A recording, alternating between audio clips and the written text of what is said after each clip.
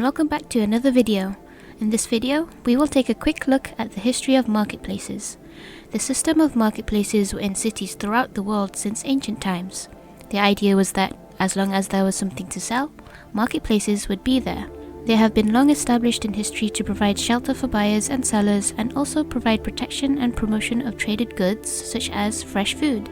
By the 7th century, the architecture of marketplaces started with buildings that clearly displayed openness, called the market cross, so customers passing by could easily inspect what goods were on offer from different sellers at the same time. A grand example of this is seen in Venice.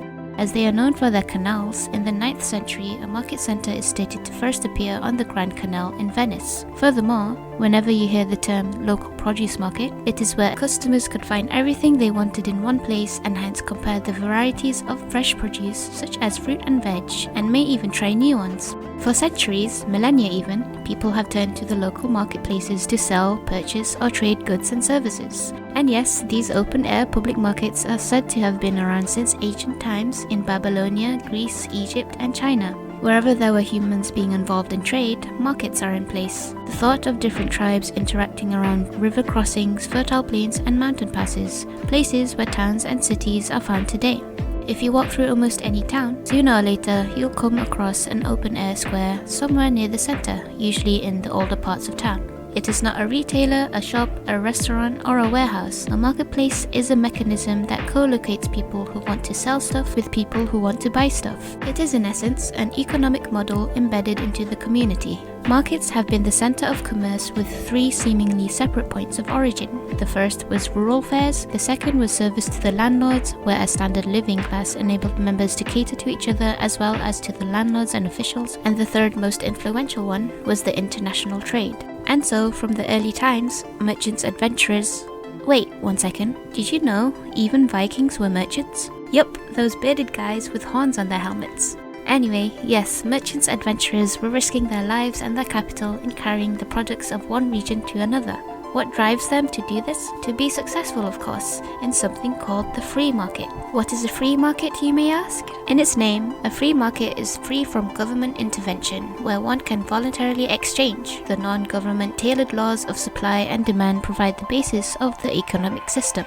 A key feature of free markets is the absence of forced transactions. The origin of the free market was not invented by someone, but has arisen organically as a social institution for trade and commerce. However, while the idea of no government regulation or intervention remains, there are certain legal frames such as private property rights, limited liability and bankruptcy laws that have helped stimulate global free markets. While open-air marketplaces seem to be very, well, open, the architecture and design of marketplaces soon developed to be more enclosed and less open-aired. You wouldn't want to be exposed to the harsh weather conditions, am I right? Although, when push comes to shove, when looking at some real-case scenarios during the 16th century, Dutch market scenes remind us that even a snowy day would not hinder the important task of provisioning the city.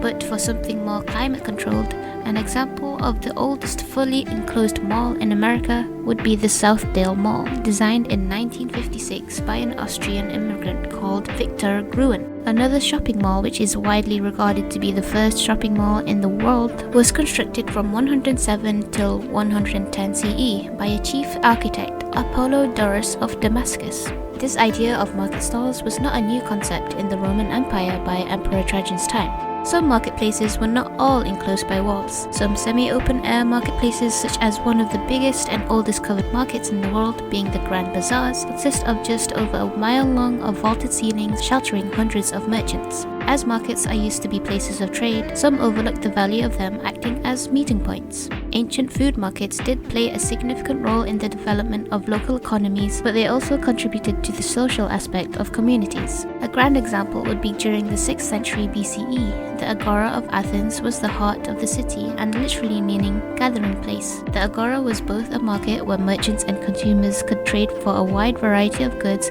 and is also a platform where political discourse, military mustering and philosophical debate took place. This is where the ideas of democracy were born. Since then, with the expansion of cities and social development, governments came to the realization that marketplaces were valuable sources of tax revenue, that the expansion of public markets promotes growth for businesses and contributes to a positive outlook of a city. The function of a marketplace is the same now as it always was, which is creating an interface between the economic forces of supply and demand. All in all, the system of marketplaces and the effects of marketplacing are everywhere and anywhere.